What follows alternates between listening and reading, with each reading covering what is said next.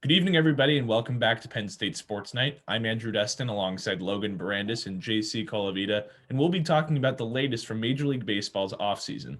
The Philadelphia Phillies retained a few key pieces in JT Realmuto and Didi Gregorius. They signed them to 5 and 2 year contracts, respectively, for more than $140 million. Logan, what do these two bring back to the city of brotherly love? Well, it brings back a lot of the offensive firepower that the Phillies had last season. Once the Mets signed James McCann, who was probably the second best catcher in the free agency class this year, it was pretty much set in stone that JT was going to go back. The only question was, would the Phillies be willing to sign JT? He was going to be asking for a lot of money. They were basically competing against themselves, and we all knew that the players wanted him back. They had these sign JT movements both this season and last season. Bryce Harper really vouched for him. All the players really vouched for him. And the only other places you could really see him go was every other team in the NL East, which was the Nationals, the Braves, and the Marlins. They all had a case. I think it was clear that the Phillies were the main place for him to go back to. He's still one of the best catchers in the game, and he helps the Phillies maintain a top offense. And he finished last year with a 266 batting average, 11 home runs, 349 OBP, which was much higher than last season when he played a full season. And now moving on to Didi Gregorius, he's really smart for taking a multi-year contract. In next year's free agency shortstop class, you got Francisco Lindor, Trevor Story, Carlos Correa, and Corey Seager, who are all some of the best shortstops of their position. So Didi would have been the fifth best shortstop at most if he were to take a one-year contract. And now he sets him up for next free agency class to make a lot of money, where he's going to be probably one of the best shortstops in that free agency class with guys like Trey Turner and Dansby Swanson really competing with him. And Didi also fills up a nice need at shortstop for the Phillies, as they didn't really have a solid replacement lined up for him if he were to leave. He was 284, and he was third on the team with 10 home runs. Like you said, Logan, the Phillies got the best catcher in baseball back, and more importantly, they're keeping their cornerstone, big piece franchise player Bryce Harper happy. Those guys are best friends, and I'm sure they were ecstatic to be back together on the same team. JT's deal, 5 years, $115.5 million. He's only entering his age 29 season, so he's poised to stay in his prime for at least 3 of those years. He throws runners out at a prolific rate. He threw out 47% of would-be base stealers in 2019, which led the majors. His bat is almost irreplaceable in the Phillies lineup, but it pencil him in at fifth for years to come, behind Bryce Harper and Rhys Hoskins. And I see the Phillies as having one of the top offenses in the MLB next year. Now, Didi's a little bit of a different story. Didi, they signed him in 2019 to that one-year prove-it deal, and he proved it. His slash line, 284, 339, 440, 488. His on-base percentage of 339 was the highest of his career, and it just shows that he has a lot to. He can improve a lot from here. They also got another left-handed bat in the middle of the order, but his presence in the lineup is not as important as his presence in the clubhouse. Gregorius speaks 4 languages, including Spanish and English, so he can bridge that cultural gap that is that's present in a lot of locker rooms because of the amount of Latin American players and the amount of American players. He can bridge that gap. And I'd like to go back to the Archie Bradley sign. I think that's one of the biggest signings that Philadelphia could have made, because the Phillies had the second worst bullpen in Major League Baseball history last year with an ERA of 7.11. If they had had a below average bullpen, they would have made the playoff, because they were 28-32 last year on the outside looking in. And I think the Phillies to actually be solid competitors this year, they need to have a bullpen that is more than just Bradley, Sir Anthony Dominguez, who's coming off that Tommy John surgery, and Hector Neris, who's always up and down. But if they can do that, if they can keep with it, they should be. No, they're not necessarily the favorites in the NL East right now, but they could be contenders. Now moving outside of that NL East, but we're going to stay in the National League. One disgruntled player is finally on the move, taking a look at the NL West. Third baseman Nolan Ardada will be suiting up for the Cardinals this season. After 8 years in the bigs with the Colorado Rockies, before the 2019 season, Arenado signed an 8-year, $260 million contract. But shortly after, Arenado began feuding with general manager Jeff Bridich, and the Rockies ended up dealing Arenado in cash to the Cardinals for a package of mid-level prospects. This might seem like an obvious answer to the question, but JC, which team won this trade? Well, I mean, you got to go with the Cardinals. The Cardinals got a gem in Nolan Arenado. Now, he is coming off a bit of a down year with only hitting only 258 with 8 homers across the 60-game season. but I don't think that you can gauge that. It was a weird season. Everybody was different. But looking back, from his rookie year to 2019, he won 8 straight Gold Glove awards. And before this year, he had been selected to 5 straight All-Star teams, and he had 5 straight 30 home run seasons. So the Rockies were going to have to deal with him regardless. It was like a James Harden situation where everybody knew he wanted out, and the market wasn't that great because they knew that he was going to need to be traded either way. But the Rockies did have an aging core, as Charlie Blackmon, despite how talented he is getting up there in age, and they have a lot of young talent that has yet to be defined. The thing about the Cardinals is the thing about the Rockies, I don't know why they let the Cardinals do this. The Cardinals get pretty good every year. They're never like amazing, but then there's that one year where they get really, really good with all the talent. Like they have pretty good starting pitching with Jack Flaherty, Carlos Martinez, Miles Mikolas, and even Adam Wainwright if he chooses to come back. And then they have a pretty good bullpen with Jordan Hicks, who throws 105 miles an hour. The Cardinals should be a force to reckon with in the NL Central for years to come. Like the Pirates have been in disarray for years. Chris Bryant wants out of the Cubs. Anthony Rizzo is declining. Yu Darvish left for San Diego.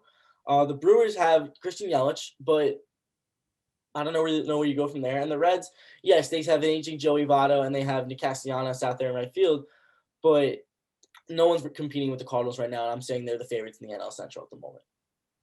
Yeah, I 100% agree with you, AC. There's JC. There's no question that the Cardinals won this trade, and I'm just surprised that the Rockies would actually pull the trigger on this.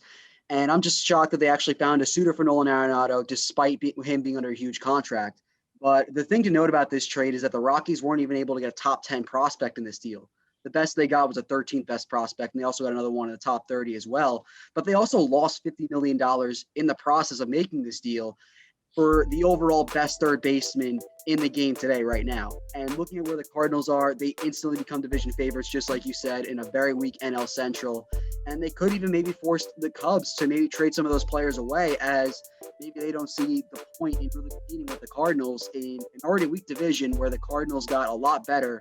And you already have Chris Bryant and Anthony Rizzo and other guys that you've already traded before who kind of won out as they're kind of looking to rebuild.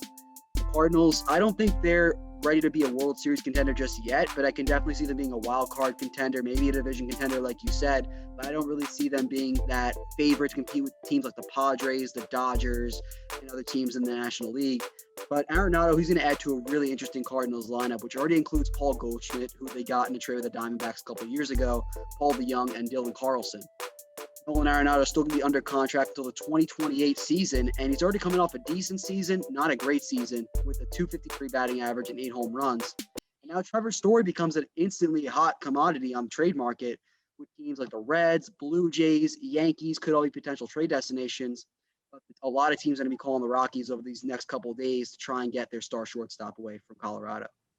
Certainly, it seems like the Rockies are kind of moving in an opposite direction to the rest of the NL West as they try to retool, talk about teams like the Padres and the Dodgers. Seems like the rest of them are kind of going by the wayside. But regardless, arguably the best free agent is still available in Trevor Bauer. Having pitched for 3 teams in his career, it seems that Bauer will be headed to his 4th, as his expected contract will outprice the likes of Arizona, Cincinnati, and Cleveland, where he's already pitched. It's February, and Bauer still hasn't signed. Logan, where do you think last year's National League Cy Young Award winner is going to take his talents? I'm going to say the Mets, but I'll get to that in a second. I'm genuinely not surprised that Trevor Bauer has decided to wait this long to sign a contract, as it once seemed like a race where any of the 30 teams could sign Trevor Bauer. Maybe even we would have went to Japan, but now it seems like there's a few teams left that are interested in Trevor Bauer, and there's still not really a clear favorite in my mind. It's been known that Trevor Bauer wants a short-term deal with an average annual value rivaling that of Garrett Cole, who got a really big deal as a starting pitcher last year, the New York Yankees. Now, the Mets, they have been rumored to already offer Bauer a contract with a short-term deal that he wants, but with an AAV, average annual value, not rivaling that of Garrett Cole, and it would be a little bit less than what Cole made. And the Angels were also rumored to be looking at him, but I think they're pretty much out, as Trevor Bauer has a little bit of beef with their pitching coach, Mickey Callaway, who used to manage the New York Mets. And I could see the Dodgers still being in there as well, as he's from the LA area. He went to college in UCLA. Maybe he decides to go back to LA with the Dodgers. I also wouldn't count out the Blue Jays. They have made some moves this offseason. They signed George Springer a couple weeks ago, and they've been looking to make some moves. They've been pretty much in on every single free agent so far this season. And Trevor Bauer is definitely going to make a lot of money, coming off a Cy Young season with a 1.73 ERA, 100 strikeouts, and a 5-4 record, while helping a Cincinnati Reds team make the playoffs while eventually losing in the first round. They made the playoffs for the first time in a while. So again, I think he will go to the Mets, but I could see him either being signed tomorrow or maybe even going into the season without a contract. Personally, yeah, I can see Trevor Bauer draw these out into spring training the same way Bryce Harper did in 2019 and Jake Arrieta did in 2018. But the fact of the matter is the reigning Cy Young champ is going to get paid. He is going to get a huge contract. I don't know how many years it will be. I feel like it should be long-term. He is entering his age 30 season as he's on the back end. He's on the wrong side of 30, obviously. But I remember in April, Bauer did say that he was only going to take 1-year deals, but obviously after winning the Cy Young, you can't really do much better than that. And he's got to go with the market now. Now I thought at one time the Padres would have been a good fit for Bauer, but as they've acquired Blake Snell, and Joe Musgrove, I think he's going to be headed elsewhere because the Padres, honestly, I mean, yes, you always need good pitching, but in this case, they don't really need him. The Mets are also a good option for Bauer with the new ownership. You couple that with Noah Syndergaard again and Jake DeGrom, two phenomenal pitchers. But I really think that the Blue Jays are going to get him because the Blue Jays have been on the prowl this offseason. They've already signed George Springer, Marcus Semien, and Tyler Chatwood, and they've traded for Steven Matz. And they have a great ace already with Hyunjin Ryu.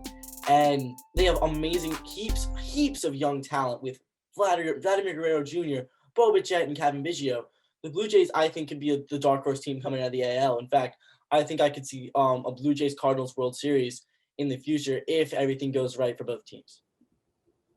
Certainly some bold predictions there. I know in the past few seasons, it seems like every year we go in and the prediction is Yankees, Dodgers in the World Series. Definitely a different prediction there from UJC, but regardless, that's going to do it for our recap of the latest in Major League Baseball's offseason. Thank you for tuning in to this edition of Penn State Sports Night. For Logan Bourandas and JC Colavita, I'm Andrew Destin, and we'll see you next week. Thank you for watching this edition of Penn State Sports Night. If you're a fan of our content, please be sure to subscribe to our YouTube channel for more clips. Also, follow us on Twitter at PSSN TV and on Instagram at PSU Sports Night to keep up with all the action. For all my colleagues, we are Penn State Sports Night.